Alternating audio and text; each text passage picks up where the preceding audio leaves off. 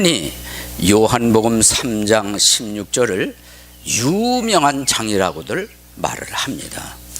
그리스도인들이 암송하는 많은 성경 구절들이 있지만 그 암송 구절 리스트 중에 가장 첫 번째를 차지할 만한 구절이 뭐냐면 요한복음 3장 16절이라는 데는 그 누구도 의심하지를 않습니다. 성경을 읽고 또 읽고 성경을 연구하고 또 연구를 거듭한 사람들은 요한복음 3장 16절을 이것은 성경의 압축판이다 라고 말을 하는데 주저하지를 않습니다. 우리 한국인 가운데 성경 주석가로 꼽히는 분이 있는데 고인이 된 이상근 박사님이라는 분이 계세요. 근데 이분은 요한복음 3장 16절을 신약 성경의 주제다 이렇게 요약을 하기도 했습니다. 그런가 하면 여러분 잘 아시는 종교개혁자 마틴 루터는 말하기를 요한복음 3장 16절은 작은 복음이다, 작은 복음이라고 간략하게 말씀을 했습니다. 그런가 하면 어떤 사람은 요한복음 3장 16절을 복음의 고향이다 라는 말로도 묘사를 했습니다. 어떤 분은 요한복음 3장 16절 속에는 세상 창조의 목적, 그리스도 사역의 목적, 인간 구원의 목적, 성경이 있게 된 목적이 들어있는 놀라운 구절이다 라고 설명을 했습니다. 성도 여러분, 제 개인적으로는 이 요한복음 3장 16절을 이렇게 말씀드리겠습니다. 개인의 구세주로 발견한 놀라운 구절입니다. 제게 그런 구절입니다. 그래서 저는 오늘 요한복음 3장 읽기를 14절부터 17절까지 읽었는데 이 속에서도 가장 핵심이 되는 게 3장 16절 아니겠습니까? 그래서 이 구절을 중심으로 해서 가장 위대한 사랑, 가장 위대한 사랑이라는 제목으로 여러분에게 말씀드리겠습니다. 먼저 이 말씀을 준비하면서 나누기는 한 7, 8가지로 나눴어요. 그러다 보니까 정작 요한복음 3장 16절의 의미가 좀 빛이 바래지는 듯한 이런 느낌을 제가 받았어요. 그냥 그대로 요거 구절 그대로 우리가 받아들이고 그러면 끝나는데 이걸 해설을 하려고 하고 나누어서 좀 체계적으로 말씀 드리다 보니까 오히려 그게 이 말씀의 본의가 좀 어긋나는 것 같은 이런 느낌을 제가 없지 않아 받았습니다. 그럼에도 불구하고 준비를 한 그대로 말씀을 여러분에게 전해드리겠습니다. 첫째, 가장 위대한 사랑의 그 흐름과 배경을 말씀드리겠습니다. 여러분들께서는 지난 주일날 니고데모와 예수님과의 대화 장면을 들으셨어요. 기억나시죠? 너 거듭나라. 무얼로? 물과 성령님으로 거듭나라. 이런 말씀을 들었다는 것 기억하실 겁니다. 그런데 니고데모는 이러한 말씀을 듣고 매우 놀라워합니다. 그래서 반문을 하죠. 아니 선생님, 어찌 이런 것들이 있을 수가 있습니까? 어떻게 이런 일이 있을 수 있습니까? 그랬더니 예수님은 니고데모가 모세오경을 잘 알거든요. 창세기, 출애굽기, 레위기, 민수기, 신명기, 이걸 모세오경이라고 하는데 니고데모는 이 모세오경을 잘 아는 선생이에요. 그래서 이 내용의 말씀을 해 주시는 겁니다. 그게 뭐냐 하면은 이제 들어보세요. 14절에 있습니다마는 모세가 광야에서 뱀을 든 것 같이 사람의 아들도 반드시 들려야 하리니, 이어지는 15절, 이것은 누구든지 그를 믿는 자는 멸망하지 않고 영원한 생명을 얻게 하려 함이니라. 이렇게 말씀을 해 주신 다음에 이어진 구절이 요한복음 3장 16절이 되겠습니다. 그러니까 요한복음 3장 16절에 말씀을 하시게 된 그 이면, 그 배경, 흐름이 뭐냐면 물과 성령님으로 거듭나라는 말씀도 해줬는데 대번에 이해를 못하는 거예요. 그래서 구약 민수기에 나오는 그 구리뱀 이야기도 이렇게 하시면서 구체적으로 더 쉽게 설명이 진전이 돼 나오는 거거든요. 그러면서 절정을 이룬 것이 뭐냐? 요한복음 3장 16절이다. 이런 의미의 말씀이 되겠습니다. 그래서 첫째로 말씀드린 것은 가장 위대한 사랑의 그 흐름과 배경이었고, 이제 크게 두 번째로 가장 위대한 사랑의 그 근원은 하나님이라는 사실입니다. 16절 다시 한번 봅니다. 16절 보시면은 하나님께서, 시작이 첫 번에 하나님께서 이렇게 시작이 되고 있습니다. 여러분, 원래 우리 글 번역은 그냥 하나님께서 이렇게 되어 있습니다만은 영문에는 이런 식으로 되거든요. For God so loved, 이렇게 시작이 돼요. for가 제일 앞에 나온다는 말. 이건 뭐냐면 앞에 말씀을 하신 다음에 그 이유가 뭔가 하면 이렇게 설명이 이어지는 내용이 되는 거거든요. 자, 그러면 우리 제일 먼저 하나님을 말씀을 해주셨는데, 예수님이, 여러분 하나님이 도대체 어떤 분입니까? 우리가 요한복음 1장부터 쭉 들은 바 보면 그분은 창조주이십니다. 조물주이십니다. 살아계신 분입니다. 시작도 없고 끝도 없는 분이십니다. 한마디로 말하면 영원하신 분임을 우리는 믿습니다. 누가요? 하나님께서. 그래서 성경 첫 번째 책인 창세기는 이렇게 시작하잖아요. 1장 1절, 처음에 하나님께서 하늘과 땅을 창조하시니라. 한 과학자가 아마 그리스도인이었던 것 같아요. 이 구절을 인용을 해가면서 좀 하나님이 어떤 분이신지를 이렇게 설명을 했더라고요. 제가 잠깐 말씀을 드리겠습니다. 지구는 1시간당 1600km 속도로 지축을 중심으로 자전하고 있다. 만약 지구가 자전 속도를 10분의 1로 줄여서 시간당 160km로 자전을 한다면은 밤과 낮의 길이가 10배로 늘어나게 되는 계산이 나온다는 거죠. 그래서 낮은 시간적으로 120시간이 되고 반대로 밤도 120시간이 된다는 거예요. 그러나 여러분, 만약에 시간이 이렇게 늘어나고 밤의 시간, 낮은 시간이 늘어나면 낮에 있게 되는 모든 건 다 타서 없어질 거라는 계산이 나오고 밤에는 다 얼어 죽게 된다. 과학자가 그렇게 설명을 하는 겁니다. 그러나 지구는 매 시간당 정확하게 1600km의 속도를 유지를 처음부터 지금까지 하고 있다는 사실. 그래서 하루는 24시간으로 낮과 밤이 적절히 교차하면서 흘러가고 있다는 이 사실, 무엇로 설명할 수 있는가? 이게 우연히 그렇게 되는가? 이게 저절로 이렇게 되는가? 이 엄청난 사실이 아니라는 거죠. 하나님이 살아 계시다는 증거라는 겁니다. 저는 이 사실을 믿습니다. 처음에 천지를 창조하신 그분은 지금까지 우주 만물을 붙잡고 계시고 운행하고 계신다. 저는 그것을 믿습니다. 성도 여러분, 시편 19편 1절에 보면 이런 말씀이 있어요. 하늘들이 하나님의 영광을 밝히 드러내고 궁창이 그분의 손으로 행하신 일을 나타내는도다. 그래서 우리는 하늘을 쳐다봐도 그냥 보는 것이 아니라 내가 믿는 하나님이 이것을 붙잡고 계시지, 운행하고 계시지, 이런 신앙의 눈으로 바라보는 것입니다.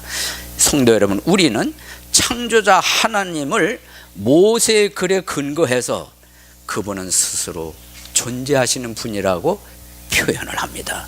한번 읽어보겠습니다. 출애굽기 3장 14절, 하나님께서 모세에게 이르시되 나는 곧 스스로 있는 자니라 하시고, 또 이르시되 너는 이스라엘 자손에게 이같이 말하기를 스스로 계신 이께서 나를 너에게 보내셨느니라 하라.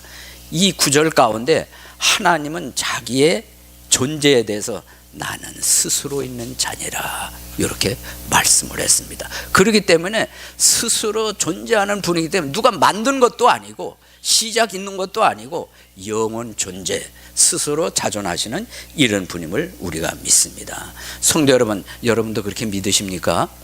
네. 이러한 하나님이 가장 위대한 사랑의 근원이 되신다. 두 번째로 말씀을 드렸습니다. 세 번째로 말씀드릴 것은 가장 위대한 사랑의 그 범위는 세상이라고 하는 사실입니다. 이제 성경 16절을 다시 한번 보겠습니다. 하나님이, 그 다음에 뭐가 나옵니까? 세상을, 다시 한번 하나님이 무엇을? 세상을. 그렇기 때문에 가장 위대한 사랑의 그 범위는 세상이다. 세상의 그 범위다. 성경에서 말씀하는 세상은 언젠가도 설명드린 것처럼 크게 세 가지 의미가 들어있습니다.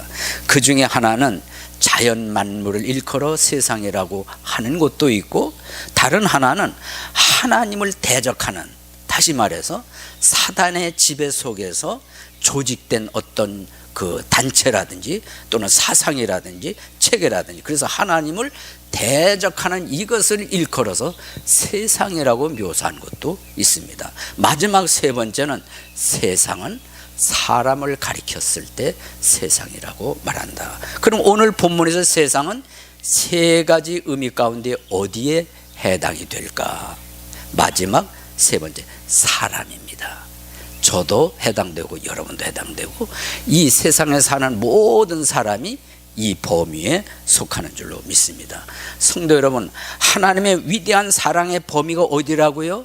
이 세상 모든 사람이다. 거기에 저도 포함되어 있고 여러분도 포함이 됐다는 사실을 세 번째로 말씀을 드렸는데, 우리 성경 디모데전서 2장 4절에 보면 이런 구절이 있습니다. 그분은 모든 사람이 구원을 받고 진리를 아는 데 이르기를 원하시느니라. 여러분, 하나님은 모든 사람이 구원받는 걸 어떻게 하신다? 원하신다고 그랬어요. 싫어하시는 게 아닙니다. 그러므로 하나님이 인간에 대한 구원의 계획은 누구만 구원받는 계획이 아니라 모든 사람이 다 구원받는 계획을 가지고 계시다는 사실입니다. 그렇기 때문에 저도 여러분도 구원받을 수 있는 은혜의 문이 열리게 된 줄로 믿습니다. 위대한 사랑의 그 범위는 저와 여러분 곧 세상이라는 범위를 말씀드렸고, 이제 크게 네 번째로 가장 위대한 사랑의 그 크기에 대해서 말씀드리겠습니다. 그것은 이처럼이라고 하는 사실입니다. 하나님께서 세상을 그 다음에 이처럼 사랑하사, 이처럼이라는 게 도대체 어느 정도 크기일까요? 더 이상 어떻게 표현할, 더 이상 어떻게 번역할 적절한 단어가 없기 때문에 우리 글로는 이처럼이란 단어로 번역을 한 겁니다. 어마어마한 의미가 들어있는 거예요. 어느 날 우리 외손녀 딸이 어렸을 때입니다. 할머니가 외손녀 딸을 앞에 놓고 이렇게 물어요.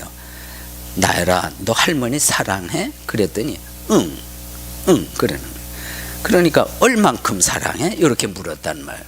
그랬더니 이것이 손을 이렇게 이만큼, 이제 손을 이렇게 하면서 이렇게 가르친 거예요. 이만큼 사랑한다는 거지. 그러니까 할머니가 이게 마음에 안 드는 거예요. 그만큼만 사랑해? 이제 이렇게 물은 거예요. 그랬더니 얘가 더 크게 손을 위로 뻗더니 이만큼 훨씬 원을 크게 이제 그린 겁니다. 예, 그랬더니 할머니가 뭐라고 그러는가 하면은 실망? 그만큼만 사랑해? 그랬더니 얘가 펄쩍 뛰면서 하늘만큼 요랬단 말이에요. 얼만큼? 할만큼.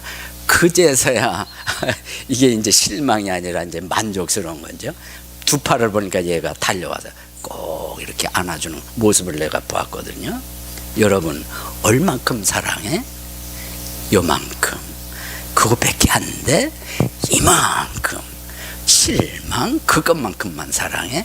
하늘만큼. 여러분, 무슨 의미인지 아시겠죠? 여러분, 우리는 최대치로 무얼 크기를 나타날 때 하늘만큼 땅만큼이라는 표현을 써요. 오늘 본문에서 하나님이 우리를 얼만큼 사랑하셨을게요? 다른 거 없어. 이처럼이라는 거예요. 이처럼. 어느 정도냐? 그래서 어떤 시인은 이렇게 묘사를 했어요. 우리 찬송을 불렀습니다. 바다를 뭘로 삼아? 먹물로 삼아. 하늘을 뭘로 삼아? 두루마리, 종이로 삼아. 그래가지고 거기다가 바닷물을 찍어가지고 이 종이에다가, 하늘 종이에다가 이제 쓰는 거예요. 그래도 다 표현 못한다는 거지. 이 정도로 묘사를 하는 거예요. 그래도 다 표현 못하는 게 뭐냐? 하나님이 우리를 사랑하신 크기다 이거예요. 할렐루야. 요거 깨닫는 사람, 요거 믿어지는 사람이 하나님의 자녀인 줄로 믿습니다. 성도 여러분, 하나님의 가장 위대한 사랑의 그 크기는 이처럼이다. 나중에도 나오겠습니다만 독생자를 못 박혀 죽으시도록 주시기까지 사랑하셨다는 거거든요. 이제 다섯 번째로 가장 위대한 사랑의 그 선물, 가장 위대한 사랑의 그 선물은 독생자다. 16절을 다시 보시기를 바랍니다. 하나님이 세상을 이처럼 사랑하사 자신의 독생자를 주셨으니. 선물이 뭐냐? 그렇게 사랑했다는 표시로, 그 증거로 뭘 어떻게 한 거냐? 독생자를 주셨다는 거예요. 믿으면 아멘. 네. 그런데 독생자는, 이거 오해하시면 안 돼요. 독생자는 하나밖에 없는 아들이라는 뜻이거든요. 그래서 어떤 사람은 이렇게 해서 그래요. 아, 피조물 가운데 하나구나. 예, 여러 사람들 가운데 한 아들이구나. 이렇게 이해할 수가 있어요. 이렇게 이해하는 데가 어디냐면 여호와 증인이에요. 따라서 예수 그리스도는 하나님의 아들로 보는 것이 아니라 이 세상에 존재하는 피조물 가운데 한 아들로 이렇게 해석을 하는, 요거 이단인 거예요. 이렇게 보거나 해석을 하면 그게 이단인 겁니다. 예수 그리스도의 인성 신성을 부인하면 그게 이단이다. 성경에서 말씀하고 있거든요. 그럼 우리는 어떻게 믿냐? 이런 얘기입니다. 예를 들겠어요. 여러분, 동물 가운데 양이 있잖아요. 양이 새끼를 낳으면 그건 뭐가 되지요? 아, 내가 너무 어렵게 질문했구나. 양이 새끼를 낳으면 뭐가 돼요? 양새끼지. 개가 새끼를 낳으면 뭐가 돼요? 개새끼. 제가 뭘 얘기하려는 걸까요? 네, 제가 이렇게 새끼 그러니까 참 즐거워하시는 모습, 참 이런 수준들이 참 이상합니다. 여러분, 제가 뭘 말씀드리려고 하면은 바로 그거예요. 사람이 아기를 낳으면 그게 뭐가 됩니까? 사람이 되는 거죠. 그런데 여기서 하나님이 독생자를 주셨다고 그러잖아요. 이 의미는 뭐냐 하면은 하나님의 속성, 하나님의 신성 그대로 빼닮은 독생자라 이거예요. 따라서 그 독생자는 이단이 얘기하는 것처럼 사람이 아니고, 모양은 사람이지만 근본은 누구다? 하나님이다, 그 뜻이에요. 독생자는 근본이 하나님이시다. 신의 성품, 완벽한 하나님의 성품을 가지고 태어나신 그분이시다. 그런 의미란 말씀입니다. 그런 분을 선물로 주셨다. 이게 보통 선물입니까? 가장 위대한 사랑의 그 선물, 독생자이시다. 누구를 위해서 주셨다고요? 앞에서 말씀대로 세상이 무엇이라고요? 저와 여러분이다 라고 말씀을 드렸습니다. 요한복음 1장 18절에 보면 이런 말씀이 있습니다. 아무도 어느 때나 하나님을 보지 못하였으되 아버지 품속에 계신 독생자께서 그분을 밝히 드러내셨느니라. 이게 무슨 뜻이에요? 하나님 본 사람이 없지만은 독생자 그분이 하나님의 속성을 보여주셨다, 드러내셨다, 이 말씀이거든요. 할렐루야. 그러므로 우리는 세상이 뭐라고 하든 거기에 구애받음 없이 독생자 그분은 하나님이시다, 신의 성품을 그대로 빼닮으신 구세주 예수 그리스도다, 우린 이렇게 믿는 겁니다. 할렐루야. 자, 요한복음 1장 14절에도 이런 말씀이 있잖아요. 말씀이 육신이 되어 우리 가운데 거하심에 우리가 그분의 영광을 보니 아버지의 독생하신 분의 영광이요 은혜와 진리가 충만하더라. 말씀은 하나님이라고 그랬습니다. 근데 그 말씀이 육신이 되었다, 하나님이 육신이 되었다.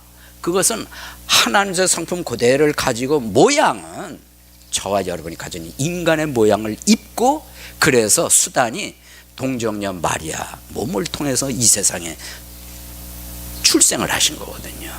그분이 바로 하나님이시다. 그리스도이시다. 우리는 이 사실을 믿습니다. 요약합니다. 가장 위대한 사랑의 그 선물은 누구이시다?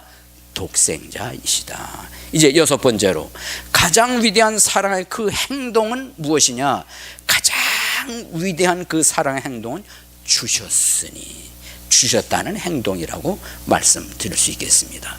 16절 다시 보시면, 하나님이 세상을 이처럼 사랑하사 자신의 독생자를, 그 다음 자신의 독생자를 주셨으니, 가장 위대한 사랑의 그 행동은 바로 이 주셨으니, 영어에서는 gave라고 이렇게 묘사가 되어 있습니다. 이미 주셨다 이거예요.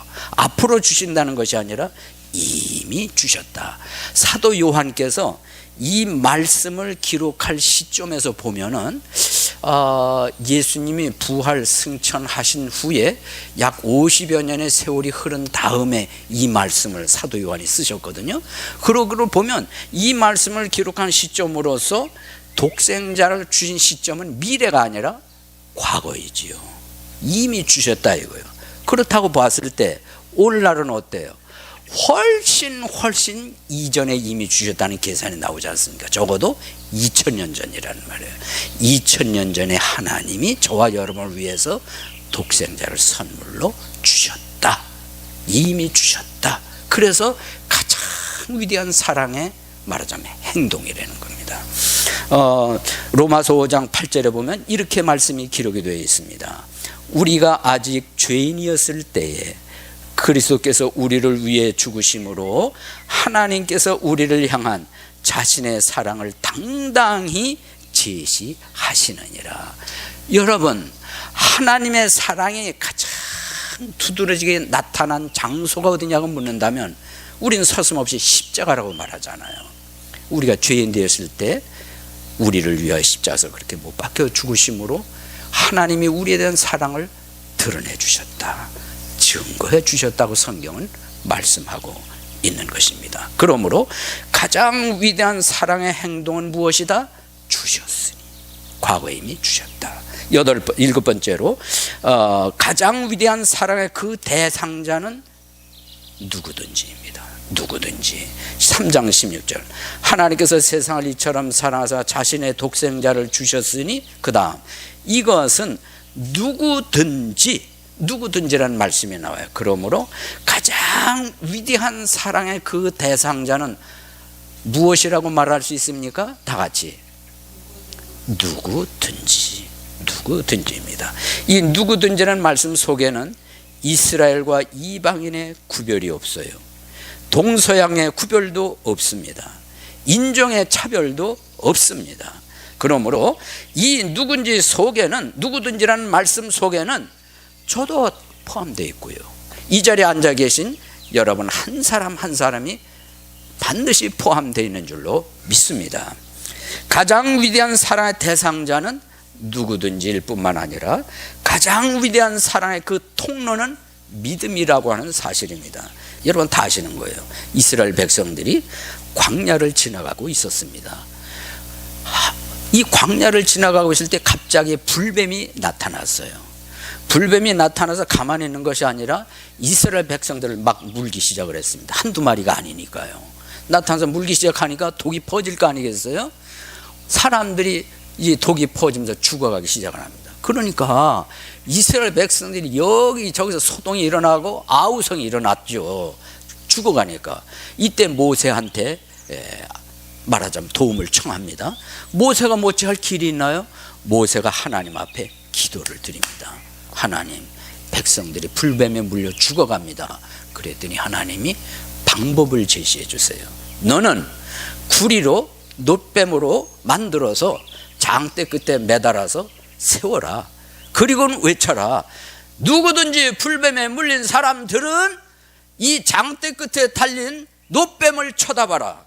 그러면 살리라. 이렇게 외치라고 말씀을 하세요. 여러분, 모세가 어떻게 했습니까? 놋뱀을 만들죠. 구리로 장대 끝에 매달지요. 세워놨습니다. 저는 이 장대를 세워놓은 것을 지형적으로 낮은 곳에다 세웠는지 높은 곳에 세웠는지 좀 생각해 볼 필요가 있어요. 한 가지 분명한 사실은 모든 사람이 저 쳐다볼 수 있을 만한 위치에 세웠다고 생각합니다. 세워놨습니다. 외칩니다. 여러분, 불뱀에 물려서 죽어가는 여러분, 이 장대 끝에 달린 노뱀을 쳐다보시오. 호소를 했습니다. 외쳤습니다. 그런데 저는 추측건데 두 가지 반응이 나타났다고 생각이 돼요. 그 말 그대로 받아들이는 거죠. 그 말 액면 그대로 받아들이고 쳐다보는 거예요. 그랬더니 이 싹 난 거예요. 할렐루야. 다른 한 종류는 무엇일까요? 안 쳐다보는 거예요. 아이고, 그런다고 살아? 이게 미련하게 생각하는 거지. 우습게 생각하는 거지. 그런 사람은 그대로 죽어갔습니다. 쳐다본 즉 살더라. 예수님이 그걸 인용하신 거 아닙니까? 그게 뭐냐? 그게 믿음이거든요. 단순한 믿음. 쳐다만 보면 산다고 했으니까 그걸 그대로 믿고 쳐다보니까 살더라. 예수님이 이걸 말씀하신 거예요. 장대 끝에 달린 노뱀을 쳐다본 즉 산 것처럼 이와 같이 사람의 아들도 누구를 가리키죠? 예수님을 가리키잖아요. 인자도 들려야 하리니 십자가를 말하는 거예요.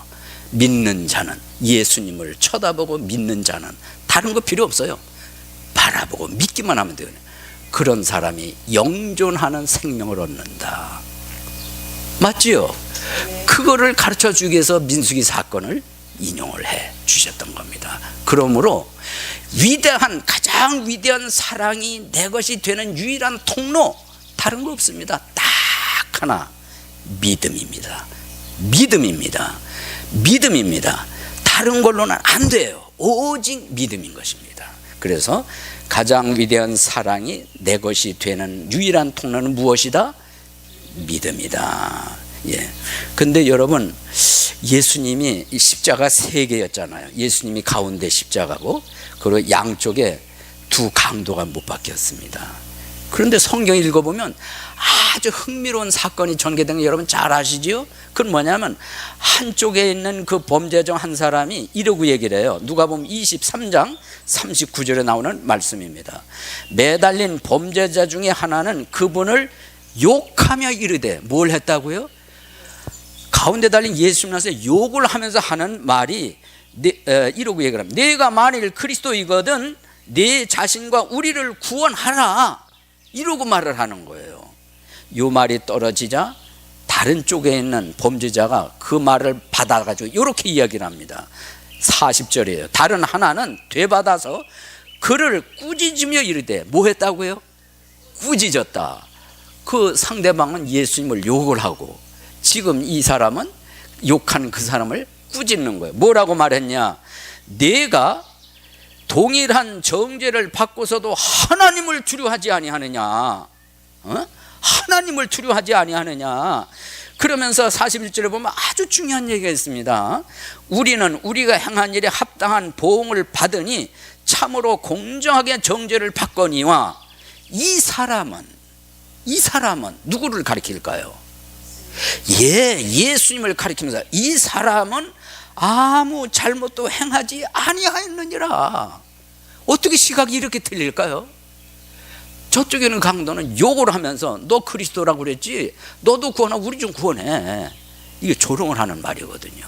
근데 이쪽 강도는 꾸짖으면서 하는 말이, 우리는 이렇게 당하는 거, 우린 이게 마땅한 사람들이다. 근데 이분은 뭐 죄가 없는 분이다. 그러면서 요청한 말이 그 다음에 나와요. 그게 뭐냐면 숨지기, 이게 지금 직전이거든요. 예, 죽기 직전에 한 말이, 예수님께 이르되 주여, 주께서 주의 왕국으로 들어오실 때 나를 기억하옵소서. 나를 기억하옵소서. 이 말을 했어요. 그랬더니 예수님이 이렇게 답변을 하십니다. 예수님께서 그에게 이르시되, 진실로 내가 네게 이르노니 오늘 네가 나와 함께 낙원에 있으리라. 낙원에 있으리라. 저는 이런 표현 나오면 우리가 아멘 해야 된다고 믿습니다. 이거 자꾸 옆구리 찔러서 이런 거 나오게 되는 격이 됐는데, 예, 내가 오늘 나와 함께 어디에 있으리라? 낙원에 있으리라. 지금 이 사람이 어떤 사람입니까? 죄로 죽어가는 사람 아닙니까? 숨지기 직전에 있는 사람이에요. 그런데 예수님을 바로 본 거예요. 믿은 거예요. 구세주로 믿은 거거든요. 하나님의 아들로 믿은 거거든요. 그 믿음 때문에 나를 기억하옵소서. 이 말을 들으시고 오늘 내가 나와 함께 낙원에 있으리라. 보장받은 거 아닙니까? 그럼 이 사람 어디 갔어요? 어디 갔어요? 낙원에 갔지. 예, 천국에 간 거죠. 이런 극적인 일이 어디 있습니까, 여러분? 이걸 통해서 우리가 알 수 있는 건 딱 한 가지예요. 숨지기 직전이라도 믿으면 구원받는다. 숨지기 직전에 믿으면 구원받을 수 있다. 그걸 우리에게 보여주시는 거거든요. 그래서 하나님은 이 세상 모든 사람이 영혼을 준비하는 시간을 다 주셔. 누구에게나 다 주고 계셔요. 그러면서 기다리시는 거예요. 하루가 얼마같이, 천년같이 기다리시는 것. 아무도 멸망치 않도록 기다리시는 겁니다. 요약을 하겠습니다. 하나님의 가장 위대한 사랑이 내 것이 되는 통로, 유일한 통로는 무엇이다? 믿음이다. 이제 8번째가 되나요? 9번째가 되나요? 하도 많으니까 저도 헷갈리네요. 이제 마지막으로 가장 위대한 사랑의 약속은 뭐냐? 가장 위대한 사랑의 약속은 영존하는 생명이다. 요거를 말씀드리겠습니다. 16절 계속 봅니다. 하나님께서 세상을 이처럼 사랑하사 자신의 독생자를 주셨으니 이것은 누구든지 그를 뭐하는 자는, 믿는 자는, 그 다음 나오는 말씀, 멸망치 않고, 그 다음이 뭐예요? 영존하는 생명을 얻게 하려 하심이라. 요가 두 가지 약속이 나오는데, 멸망치 않는다는 약속, 그 다음에 영존하는 생명을 얻게 한다는 약속이 이 안에 들어있는 겁니다. 예. 자, 다시 한번 믿어지시면은 아멘. 예. 자, 두 가지 중에 하나를 설명. 멸망치 않는다는 게 무슨 뜻일까요? 이게 원어로 아폴룸이라는 단어를 쓰는데 뜻은 이거예요. 건물을 새로 짓기 위해서 이전 건물을 폭파할 때 완전히 파괴된 상태를 일컬어서 이 단어가 쓰인 거예요. 아폴룸이라는 단어가 쓰인. 이걸 번역한 것이 멸망으로 번역이 된 겁니다. 그러니까 어떤 상태인지는 짐작이 되시죠? 그러므로 성도 여러분, 이 멸망치 않는다는 의미를 완전히 이렇게 요약할 수 있습니다. 파괴의 전 과정이 끝난 상태, 이걸 멸망이라 한다. 이걸 다른 영적인 의미에서 성경에서 말씀하는 궁극적인 멸망이 뭐냐면 지옥이라는 뜻이에요. 따라서 오늘 이 요한복음 3장 16절에서 약속, 멸망치 않고는 어떻게 연결이 된다고요? 지옥에 가지 않고, 이런 의미의 말씀이 되는 겁니다. 그 다음에 긍정적 의미에서는 뭐냐면은 예수 그리스도를 구주로 믿으면 멸망치 않고 지옥에 가지 않고, 다른 하나, 영존하는 생명을 얻는다. 곧 영생을 얻는다고 약속이 되어 있습니다. 여러분, 이 영생이 어느 정도 수준의 영생인지 한번 말씀드릴게요. 자, 우리는 글자 그대로 영생 그러면 영원한 생명이지, 이렇게 우리는 쉽게 이해하잖아요. 이걸 생각해 보세요. 하나님은 본질적으로 어떤 특성을 가지신 분입니까? 영원한 특성의 본성을 가지고 계시죠. 하나님으로서요. 시작도 없고 끝도 없는 이런 특성과 동일한 의미로서의 영생이라는 거예요. 그러니까 얼마나 값진 영생입니까? 우리로서는 측량할 수 없는 놀라운 수준의 생명이란 말이에요. 이 땅에는 영생이 존재하지 않습니다. 기한적으로, 우리는 한시적으로 밖에 못 살아요. 어떤 사람은 오래 살기도 하고 짧게 살기도 합니다. 이게 인생입니다. 하지만 하나님에게는 영원이라는 게 있는 거예요. 영원에서 그 성품의 그 특질들이 우리 영생이라는 속에 그대로 담긴 차원에서의 영원한 생명, 영생이다. 이걸 생각하면 얼마나 감사하고 얼마나 놀라운 것인가, 우린 입으로 말할 수 있는 겁니다. 결론을 맺겠습니다. 저는 요한복음 3장 16절을 중심으로 해가지고 드린 제목의 말씀은 가장 위대한 사랑이라는 제목을 가지고 여러분에게 말씀을 드렸습니다.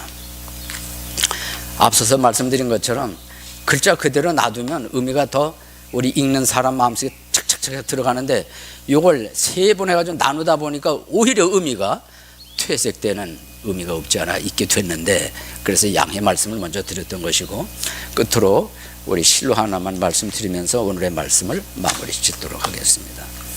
1912년 4월 14일 세계적으로 최대 해난 사고가 발생을 했어요. 우리 한국에 수년 전에 세월호 사건 발생하지 않았어요? 이건 이제 한국에서도 큰 사건이지만 세계적으로 아주 톱 뉴스 가운데 하나였습니다. 하지만 이거보다 더 큰 해난 사고가 발생을 했어요. 1만 6천 톤의 거대한 여객선 아시죠? 타이타닉. 22노트의 속력으로 북대서양을 항해하는 중에 빙산에 부딪히면서 그만 파손이 됐습니다. 이 배에는 구명대가 이 승객수의 반밖에 구비되지 않아 가지고서 희생자가 무려 1517명이나 발생했습니다. 그렇기 때문에 세계적인 거대한 해난 사고였다 이렇게 말합니다. 1517명 작은 수입니까? 엄청난 숫자지요. 그런데 물에 이제 빠진 사람이 있어요. 물에 빠진 사람이 그 차가운 바닷물 속에서 뭐 조각 의지하고 널판지 의지해가면서 어쩐지 살아보겠다고 거기에 해서 이제 구조되기만을 이제 기다리는 거 아니겠어요. 그런데 그 중에 누가 있었냐 하면은 조 하퍼라는 사람이 있었습니다. 이 사람이 누구냐 하면은 시카고의 무디교회 설교하러 가던 중이었는데 배가 파손되면서 바닷물에 빠진 거죠. 근데 이 사람은 설교도 잘하고 또 부흥사고 예수 그리스도를 전하는, 말하자면 전도자다, 그런 역할을 하는 사람인데 물에 빠진 거예요. 이 조 하퍼가 차가운 바닷물 속에 이제 온 힘을 다해서 이제 떠 있으려고 하면서 널판지를 의지하고 이러고 있는데 파도가 칠 거 아니에요.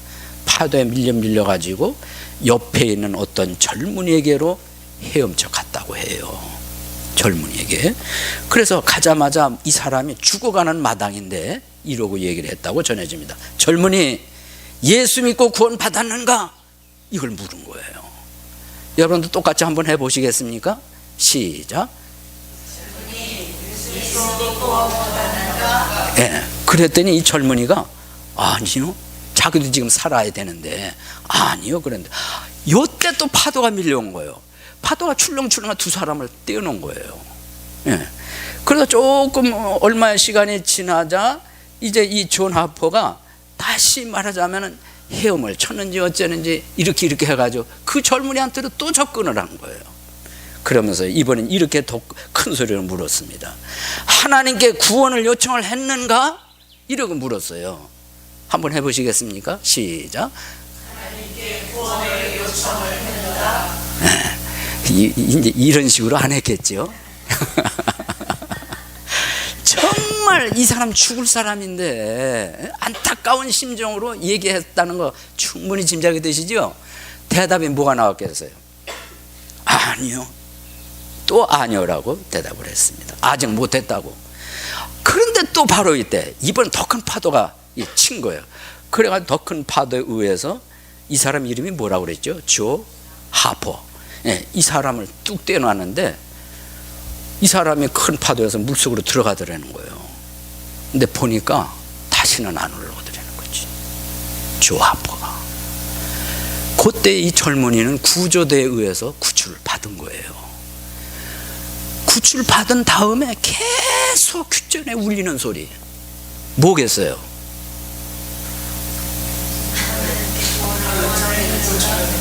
구원 받았나? 구원받기로 요청했나? 계속 울리는 거. 어떻게 했겠어요? 교회를 찾아간 거예요. 그리고 예수님을 구주로 믿은 겁니다. 할렐루야. 그런데 정확히 2주 후에 이 사람이 뉴욕의 한 교회에서 간증을 하게 됐어요. 2주 후에.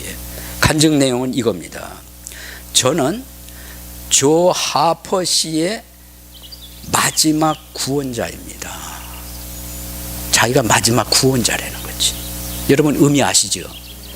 추억하면서 자기 한 사람 영적으로 구원받게 하겠다고 구원받았나, 구원 요청했나 이러는데 그때까지도 자기는 못했다고. 그런데 그 말을 한 사람은 죽은 거고 자기는 산 거예요. 그래가지고 이게 계속 울리는 이거에 하나님 앞에 복음을 듣고 구원받아서 교회 가서 그 간증을 했다. 이 간증을 들은 사람이 어떤 반응을 일으켰겠습니까? 감동적이죠. 너무나 눈물겨운 감동입니다. 그래서 그 간증 때문에 또 구원받는 사람이 일어났다는 겁니다. 할렐루야. 결론입니다. 이 자리에 계신 여러분 오늘 밤에 이 세상을 떠나면은 어디에 계시겠습니까? 천국입니까? 지옥입니까? 이거는 둘 중에 하나지 중간도 없잖아요. 그죠? 여러분이 만일 예수 그리스도 요한복음 3장 10절 그대로 믿으면은 여러분 두려워하지 마세요. 약속대로 멸망치 않습니다. 약속대로 영원한 생명이 있습니다. 그러나 안 믿었으면 믿어야 됩니다. 내일이면 늦을 수 있습니다. 바로 오늘이 기회고 지금이 기회인 겁니다. 다 같이 찬송 부르겠습니다.